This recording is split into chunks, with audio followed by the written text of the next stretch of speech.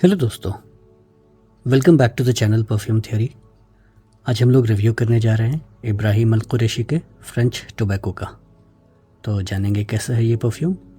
तो चलिए करते हैं रिव्यू की शुरुआत।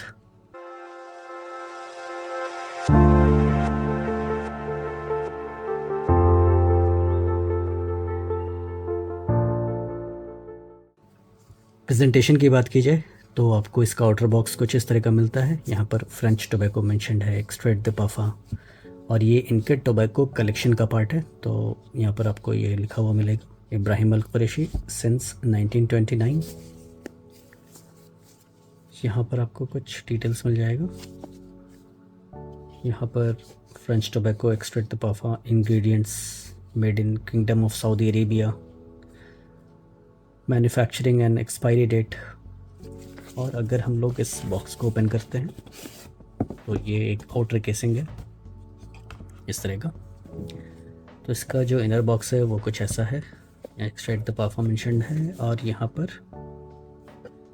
200 ml 80% volume, made in kingdom of Saudi Arabia, यहाँ पर इनके वेबसाइट का नाम है। और इस बॉक्स को अगर हम लोग ओपन करते हैं तो इसका जो इंटीरियर है ये देखिए, ये यहाँ पर उन्होंने काफ़ी अच्छे से एक फ़ोम दिया है, एक फ़ोम का मटेरियल है, और इसमें परफ्यूम काफ़ी बढ़िया से टक इन हो जाता है। तो थोड़ा सा सेफ्टी के पॉइंट ऑफ व्यू से अच्छा है ये। और यहाँ पर इन्होंने एक पैम्फलेट दिया है कुछ इस तरह का। तो यहाँ पर आप देख सकते हैं कुछ मैसेज है, आप पॉज करके पढ़ सकते हैं। और यहाँ पर फ्रेग्रेंस के नोट्स ब्रेकडाउन यहाँ पर मेंशन्ड है। और इधर फ्रेंच टोबैको फ्रांस, यानी कि यहाँ पर इनका कहना है कि जो टोबैको का इस्तेमाल किया गया है वो ग्रीन फ्रेंच टोबैको है। तो शायद इसी थीम पर ये बना है परफ्यूम। तो चलिए आगे चल के इसके नोट्स की बात करेंगे। अभी बॉटल को देखते हैं। तो बॉटल कुछ इस तरह का दिखता है, काफ़ी खूबसूरत सा डिज़ाइन है, 200 ml की क्वांटिटी में आता है, तो एक बड़ा बॉटल है। यहाँ पर कुछ गोल्डन फिनिश है, यहाँ पर इब्राहिम अल कुरैशी मेंशन्ड है, और इधर French tobacco 200 ml extract the पाफा। और इसके इंटीरियर को देखेंगे तो यहाँ भी इब्राहिम अल कुरैशी मेंशन्ड है। और इसका जो स्प्रेयर है दोस्तों ये काफ़ी बड़ा है, तो इसमें से थ्रोज आपको ज़्यादा बड़े निकलते हैं। तो कुछ ऐसा इसका बॉटल है। सेंट प्रोफाइल की बात की जाए तो ये अपने नेचर में सिट्रसी है, फ्रेश स्पाइसी है, फ्रूटी है, वुडी है। और अगर हम लोग नोट्स की बात करें तो टॉप में आपको मिलता है blood orange, green Apple, Mandarin orange, mid में मिलता है green French tobacco, निरोली, cinnamon and ginger, और बेस में मिलता है गायाक वुड, लेमन ग्रास, लुबान और आयरिस। लुबान यानी फ्रैंकिंसेंस और आयरिस। यहाँ पर मुझे आयरिस इतना वैसा डिटेक्ट नहीं होता। तो रियल वर्ल्ड में यहाँ मुझे क्या मिलता है, ये आपको कैसा लगने वाला है। तो जैसे ही आप इसको स्प्रे करेंगे तो ये स्टार्ट होता है काफ़ी फ्रेश सिट्रसेस से।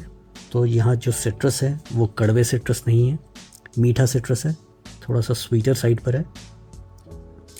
कहने के लिए यहाँ पर एप्पल भी मेंशन्ड है, लेकिन मुझे एप्पल का नोट इतना डिटेक्ट नहीं होता।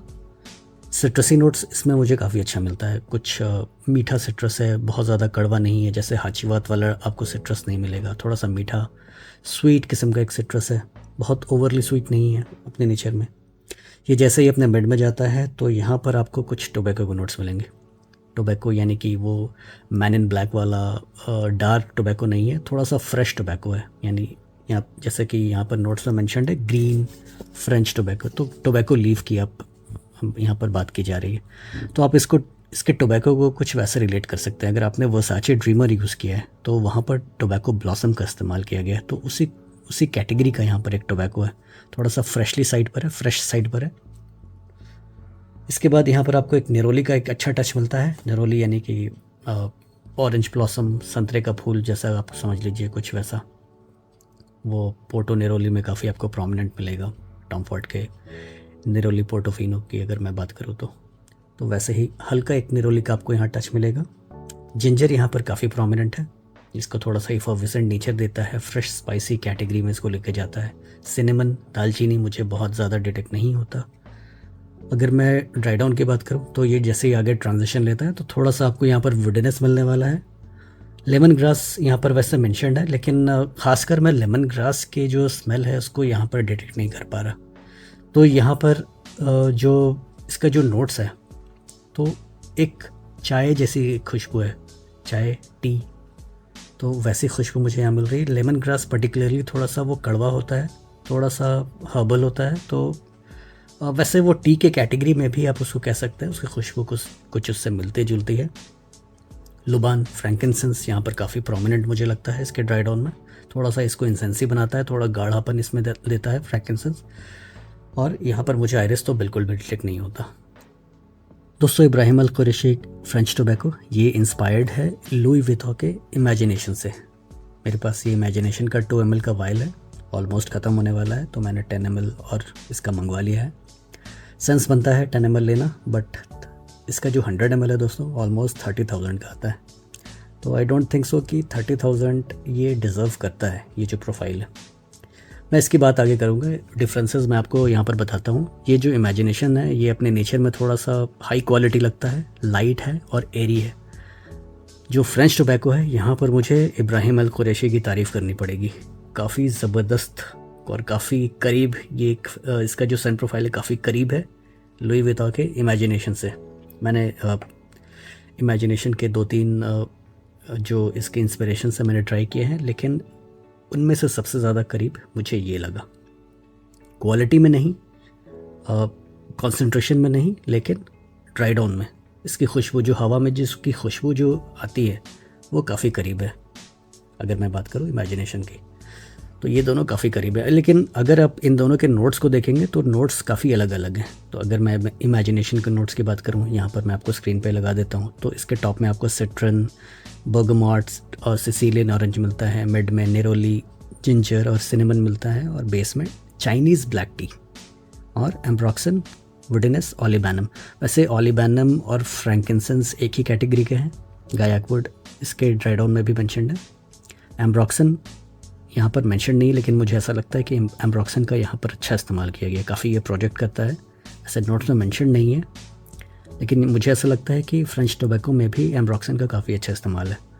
और यहाँ पर जो हाईलाइटिंग नोट है, जो सबसे ज़्यादा यहाँ पर प्रोमिनेंट है आफ्टर सिट्रसी नोट्स, वो है black T, Chinese black T, और यहाँ पर लेमन ग्रास का यूज़ किया गया। लेकिन आप हवा में जब इन दोनों को साथ में अगर आप स्मेल करते हैं साइड बाय साइड, तो आपको इतना डिफरेंस नहीं पता लगेगा। तो इसी के लिए मैंने कहा था कि यहाँ पर जो लेमन ग्रास है, एक्चुअली में आप इसको टी से डिफ्रेंशिएट हवा में नहीं कर पाएंगे। जो एक एक्सपर्ट नोज़ है वो शायद पकड़ ले, लेकिन हवा में ये बिल्कुल ही आपको एक टी की याद दिलाता है जो लेमन ग्रास है। तो कुछ इस तरह का इसका सेंट प्रोफाइल है, काफ़ी करीब लगा मुझे इमेजिनेशन के। अगर मैं क्लोजनेस की बात करूँ तो ये अपनी ओपनिंग में थोड़ा सा डिफ़र करता है इमेजिनेशन से, लेकिन ड्राई डाउन में मैं कहूँगा कि ये 85 to 90% तक क्लोज है लुई विथो के इमेजिनेशन से।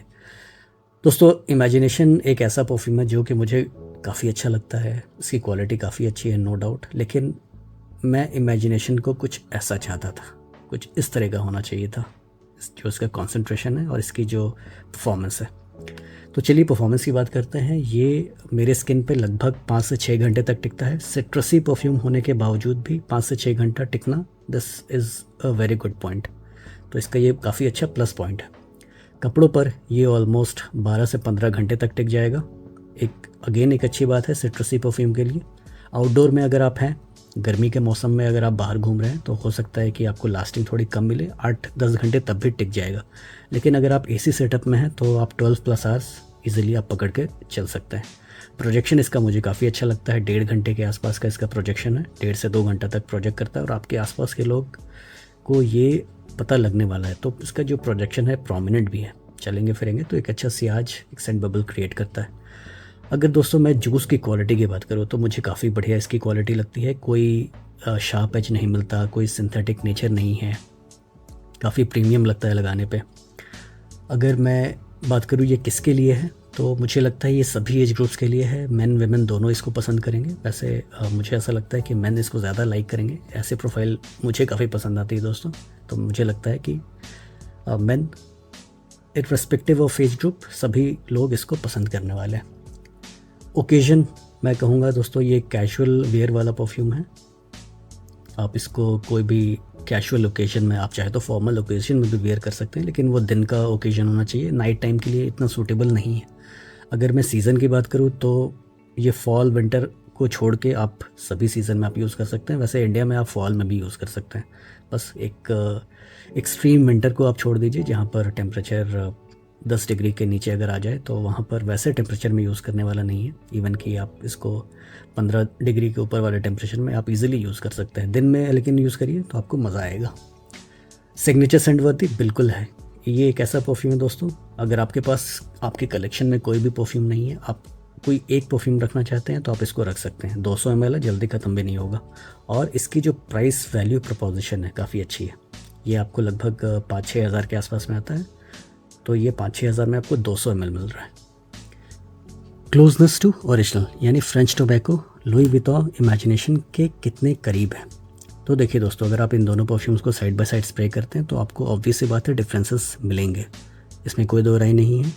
ये एक हाई क्वालिटी परफ्यूम है, एक लग्जरी ब्रांड की तरफ से आता है। बस बात ये है कि 100 ml for 30,000 this is too much. मुझे लगता है कि ये ओवर प्राइस्ड है। अगर मैं फ्रेंच टोबैको की बात करूं तो अपने ड्राई डाउन में 85 to 90% तक करीब है इमेजिनेशन के, और इस परफ्यूम में कोई अल्कोहल ब्लास्ट नहीं मिलता, कोई हार्शेज नहीं मिलता, कोई मिडिल ईस्टर्न टच नहीं मिलता। मुझे लगता है कि काफ़ी अच्छी तरीके से बनाया गया परफ्यूम है। लगभग आपको 5 से 6 हज़ार के बीच में आ जाता है और आपको 200 ml की क्वांटिटी मिलती है। तो मुझे लगता है कि उस हिसाब से ये काफ़ी वैल्यू फॉर मनी ऑप्शन भी है और क्वालिटी भी इसकी काफ़ी अच्छी है। ओवरऑल अगर मुझे कोई रेटिंग देना हो इसको, तो मैं इसको एक 10/10 का रेटिंग दूंगा, क्योंकि जिस प्राइस पर ये आता है और जो क्वालिटी हमें इससे मिलती है और जो परफॉर्मेंस मिलती है, मुझे लगता है कि this is an absolute banger. आगे चल के मैं इसको और भी इमेजिनेशन के आर्ट्स के साथ कंपेयर करूंगा, but for me this is a 10/10 fragrance. तो दोस्तों ये था एक रिव्यू इब्राहिम अल कुरैशी के फ्रेंच टोबैको का। उम्मीद करता हूँ आपको ये रिव्यू पसंद आया होगा। तो मिलते हैं किसी ऐसे अगले वीडियो में, तब तक के लिए अलविदा।